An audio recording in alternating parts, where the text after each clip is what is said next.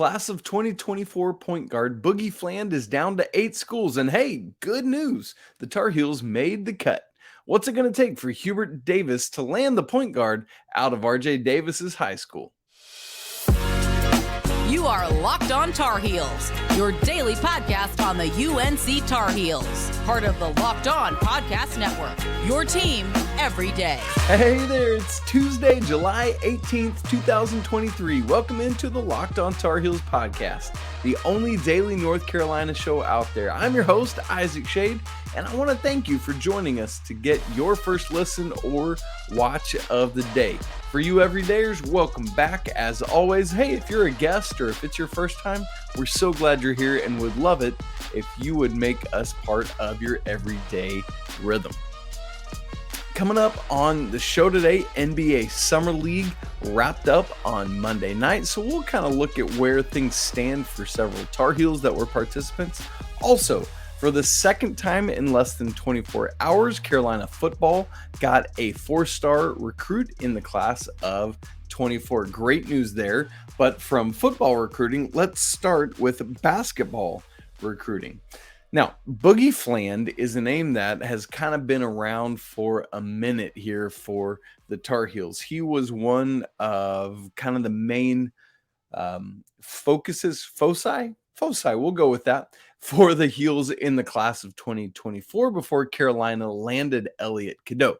At that point, I said to people and on the show here, hey, because Carolina's getting Cadeau now, and because Boogie Fland is also more of a, not in the same complete mold as Elliot Cadeau, but is more of a true point guard than many other guards would be. And so I said at that point, hey, I think the Tar Heels are going to be out on Boogie Fland.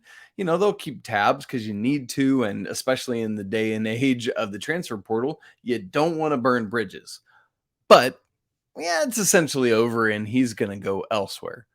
But then Cadeau reclassifies to 2023, and I've been getting a lot of questions from people now asking like, hey, is Carolina going to be back in on Boogie Fland? What do things look like there? Well, they're at least in enough on him to be part of the conversation still, because on Monday, Boogie Fland announced that he had trimmed his list down to 8 schools. We get a lot of that around the late summer. Would you call this late summer?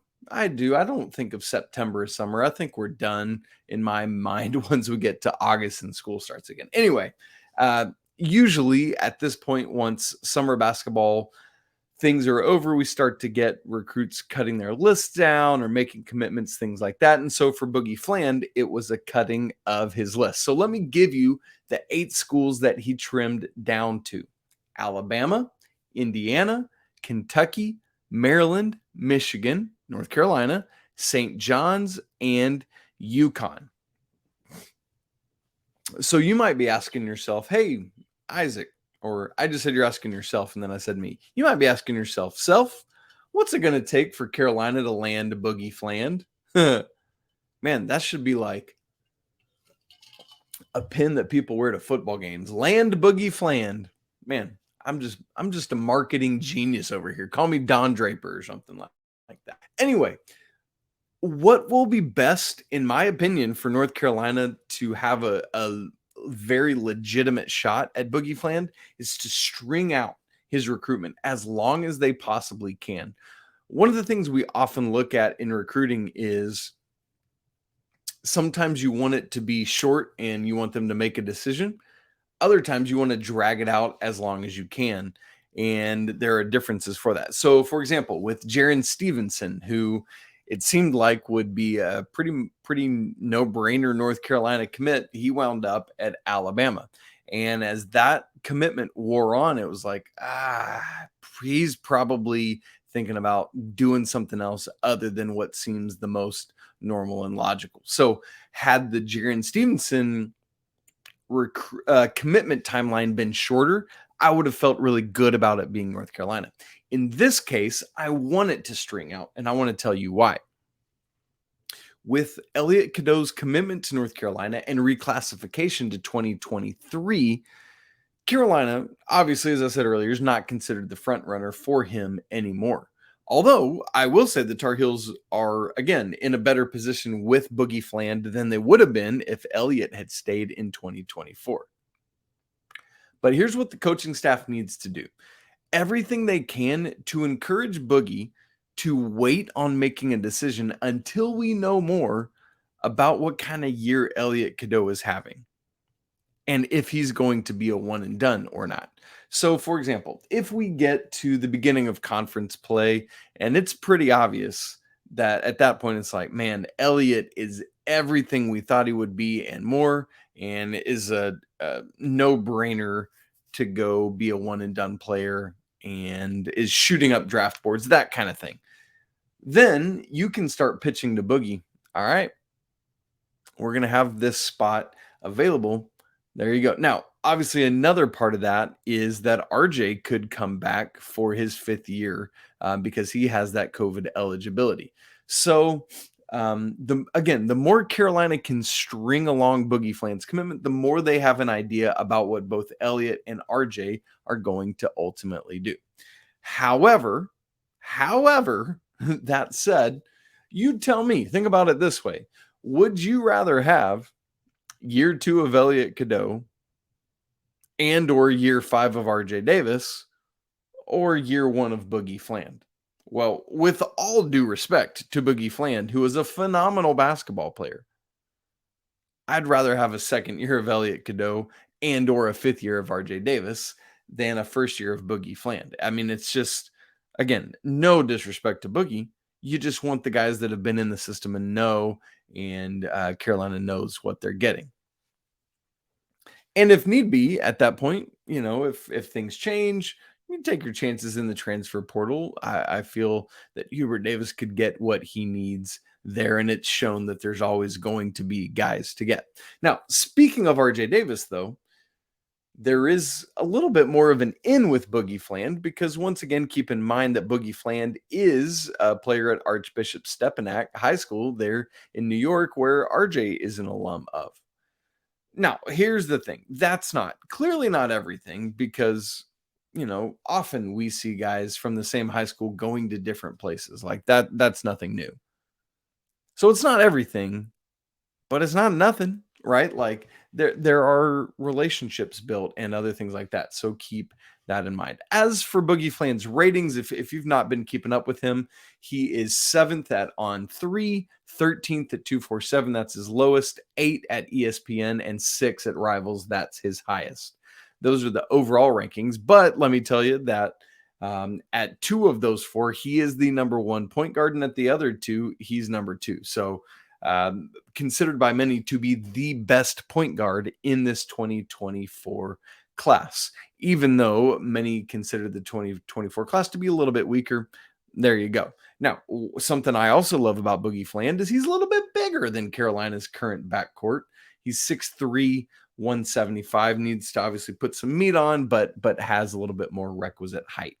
So as to where we go from here with Boogie Fland's recruitment, he has taken 3 official visits, the first of which was to North Carolina back in September of last year, but he's also taken an official to Michigan and Indiana. So he's visited 3 of his 8 finalists. Now, prior to this year, we would have said, all right, he's taken 3 of his 5 official visits. He's got 5 other schools in his final list. Who are the other 2 schools that are going to get an official visit? But hang on there, hold the phone. In this new age, remember that there are unlimited official visits that these young men can take. So Boogie, if he wanted to, could visit all 5 of the rest that he hasn't been to yet. So he could end up seeing all 8. As for now, we also know that he's taken unofficials to UConn and St. John's up there close to his neck of the woods. That makes sense. But also, according to On3, he's hoping to take an official visit to Kentucky, to Alabama, to UConn, and Maryland in September. So that would be 4 of the remaining 5 schools that haven't had an official, leaving St. John's as the only one that wouldn't get an official at that point. And looking at this list in totality, it is interesting to me. I mean, Duke is not on this list. Carolina is, Kentucky is, Kansas also is not. So you get two of the bluest blue bloods, but not the other two bluest blue bloods. There's also no Villanova on the list. But St. John's isn't surprising with the proximity there, and also Rick Pitino trying to recruit everyone from that neck of the woods. We're starting to see Alabama crop up a lot more on high-level recruits lists, including this one. Love seeing the resurgence of UConn. I think it's just good for college basketball. They pop up on this list along with others, but so an interesting high major group of teams that Boogie Fland is considering and where he will ultimately end up. Will it be North Carolina? Once again, I think it's going to be highly dependent on both what Elliot Cadeau and RJ Davis are doing. So North Carolina's job is to string out this recruitment if they want to land Boogie Fland. I'm never going to get over that rhyme now. Land Boogie Fland. Man, if he was going to be a politician, I wonder if he could come up with some like, I don't know. There's got to be some kind of political slogan in there he could use. That'd be hilarious as well. Okay, next we want to talk about Summer League. There was a Tar Heel Summer League champion. Gotta love it. We'll look at where things kind of stand with these Tar Heels, hopeful to make an NBA roster. We'll talk about that in just a minute, but first, let me tell you that this episode of Locked On Tar Heels is brought to you by FanDuel.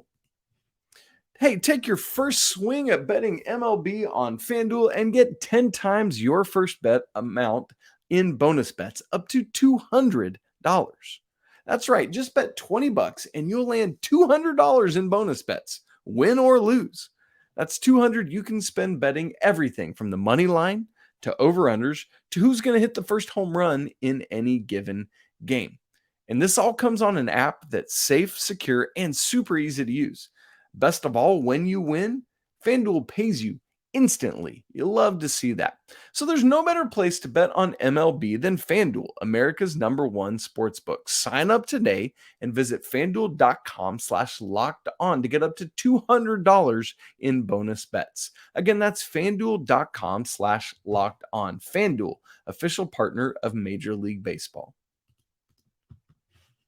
Hey, you everydayers, thanks so much for being here with us once again. Forecasting out ahead on tomorrow's show, Wednesday's show, Pat Kilby and I carry on our roster preview series for the basketball team. We move into the sophomores and we'll start with Seth Trimble before next week going on to Jalen Washington. So make sure you tune in for that. Also coming up, we are looking at a mailbag episode here in just a week or two. Would love your submissions for that. You can send them in to lockedontarheels@gmail.com. You can even do it in video format. We've had one from our guy, Big Kush, and would love to have some more video submissions to be able to debut on our mailbag episode. Just quick video of yourself. You can do it on your phone. Email it to lockedontarheels@gmail.com. I need it to be short and sweet, to the point, so we can input it.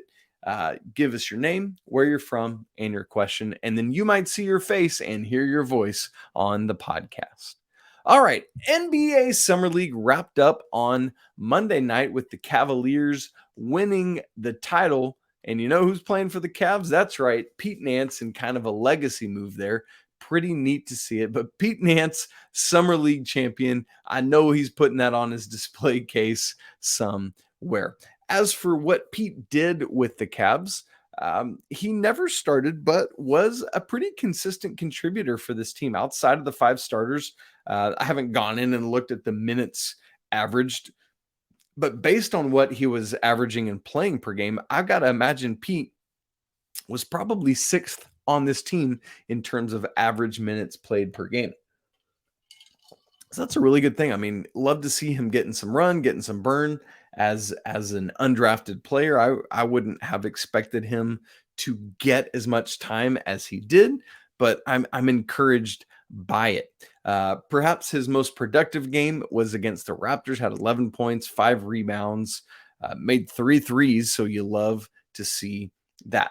I would love it for Pete. I would love it for any Tar Heel, but I would love it for Pete Nance to get a shot, get a chance. But we're going to have to wait and see. Part of that is because specifically with the Cavs, If I've read the tea leaves correctly and looked at all the NBA draft rumors websites correctly, they've actually already signed all three of their two-way players, Isaiah Mobley, Imani Bates, and Craig Porter Jr. So what that means is either Pete's going to have to catch on somewhere else if he's able to get a two-way, or go overseas. And hey, there's nothing wrong with that. You get to see beautiful parts of the world. You can make really good money and just, try new foods and experience new styles of basketball. You hear so many guys that go overseas talk about learning new techniques and schemes and things like that. We've heard Marcus Page talk about that quite a bit since he's been back. And so we'll wait and see what happens there with Pete. As for the other Tar Heel that just graduated and left the team, Leaky Black, who has reportedly signed a two-way contract with the Hornets. We haven't seen anything official about that. It's just been reported. Adam Smith at Inside Carolina came out with that. And so no reason to believe it's not true. It's just that it hasn't been officially announced by the Hornets. Now, Leaky this summer, truthfully, hasn't gotten a lot of playing time with the Hornets. And I don't know if that's because maybe there's an undisclosed injury. Maybe it's because the Hornets just didn't want to play him. Maybe it's because they've seen what they need to see. And it's like, hey, we want to see other guys. But I mean, he was even in street clothes for the Hornets last game. So again, Leaky should be in good shape for a great developmental type season with the Hornets, down with the Swarm, and then hopefully he could get some run with the big club as well. How cool would that be?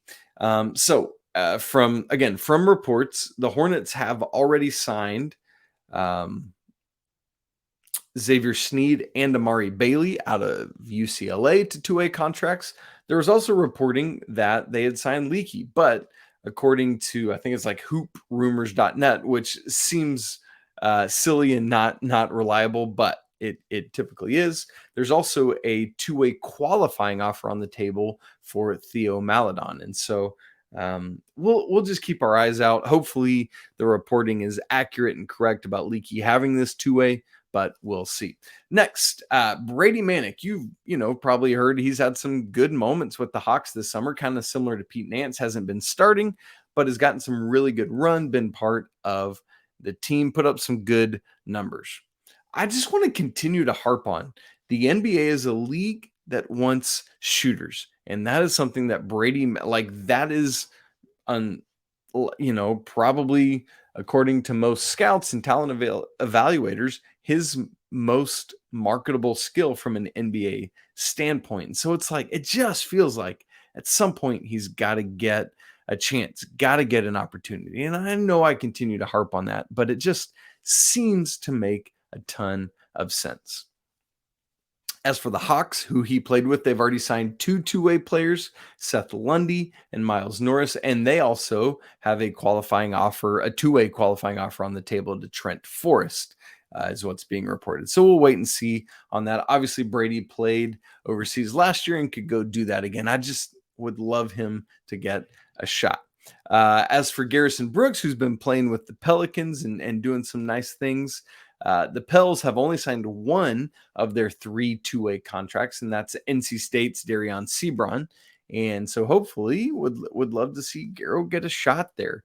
And if you haven't been keeping up, you might be questioning my sanity by talking about 3 two-way contracts, but that's actually part of the new collective bargaining agreement, is that instead of just 2 two-way contracts per team, there are now 3. So that's 30 more roster spots for somebody to make it around the league. And so we'd just love to see 1, 2, or more of these Tar Heels catch on with teams, and love to see it. Obviously, we know the guys that are already on teams that have signed these bigger contracts in free agency, and that's great news. But just would love these kind of more fringe guys to get a chance and really make a name for themselves. Same with Theo Pinson, man. I want him to get some good run in the NBA.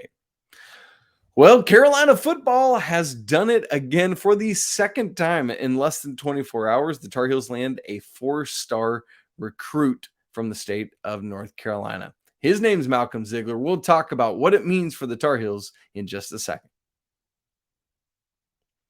All right, it's a story quite similar to the one I told yesterday on Monday's show with Jordan Shipp's commitment, the wide receiver that has committed to the Tar Heels. That Carolina is loading up with some really good talent at certain positions. We talked about it yesterday with wide receivers, and now it's the secondary, man. Malcolm Ziglar becomes the sixth defensive back to commit to the Tar Heels, the sixth member of the secondary to commit to Carolina in the class of 2024. And man, as you know, the secondary has to be a point of emphasis for this team. We've talked ad nauseum about how there was consistency in the middle of the defense at the linebacker position, but in front of and behind them, the line in the secondary, there's just a lot of needed growth from the Tar Heels. And so I know that these guys are a year away still, obviously 24 guys, but you're just hopeful that when you get quantity like this, that you will be able to either really have some quality or to be able to develop that quality. So literally less than 24 hours after Jordan Shipp's commitment, Carolina gets a verbal from four-star safety Malcolm Ziglar. And I know 247 has changed some of their stars around. And so it was looking like Carolina had been starting to line up a bunch of four-star guys. 247 in particular has bumped some of those down to 3 stars, but whatever. The dudes can play, or they wouldn't be fringe 3 or 4-star type guys. So he, for what it had been at least, is the third 4-star secondary commitment in the last couple weeks for Carolina, joining Zion Ferguson and Tyshawn White is Malcolm Ziglar. And so great stuff there. And then that's not even to mention guys like Khalil Conley, Jaden Patterson, and Jalen Thompson, who we talked about on the show last week. So there's those 6 guys that are currently part of the verbal commitments in the class of 2024. Obviously, you got to get them signed, sealed, and delivered before you can be the chicken counting your eggs. You don't want to do that before they hatch. Well, the kind of takeaway for me is this is yet another big win for Mac Brown and the Heels. In terms of Ziglar's actual game, similar to what I said about Jordan Shipp, we're going to go more in depth with that on Thursday's show with our Locked On recruiting insider, Brian Smith. And so we'll talk about that. Today, we want to talk just more what it means for Carolina. Obviously, as I've just said, none of these guys will help this upcoming season. They're all 2024 guys, all 6 of them. But for a unit that is in desperate need of overhaul, even before guys transferred out, and then after you lost guys like Cam Kelly and Storm Duck and Tony Grimes, like you've got to replace a bunch of that, right? And there will probably be some more turnover after next year. And so you look at these guys and say, guys, get ready, do what you can now, because you could come in and be a major contributor right away. So Carolina's bringing in the guys to work on that overhaul, but you gotta develop. It's gotta be there, because again, all the offense in the world, which Carolina is going to continue to have, doesn't mean a hill of beans if the defense can't stop anybody to go with it. Here's another reason I love this. Ziglar is yet another in-state player. I believe at least at 247, he is ranked 5th in the state. And so Mac Brown, as you well know, and I said yesterday on the show, just wants to emphasize so heavily, got to win the state, both in terms of games and recruiting. And so landing the 5th ranked player in this class in the state is massive, massive for the Tar Heels. And in fact, Ziglar told On 3 in his commitment kind of interview that being able to stay close to home, being able to be an in-state kid mattered to him and was a big part of his recruiting process. And so I love that. And another thing I love is to see all these young men that have recently committed really encouraging each other, really getting out there and recruiting themselves and saying, hey, we're not done yet, or there's more coming. Hey, why don't you come join me? All that kind of stuff. And it ain't just social media either. If I remember correctly, like with Jordan Shipp's commitment on Sunday, Keenan Jackson, one of the other receiver in the class right now, showed up and was there in person for that commitment. Like that's cool, man. You'll love to see these guys supporting each other, being excited about who's going to come play with them and be all part of it. So as for Malcolm Ziglar, 6'2", 198, good positional size.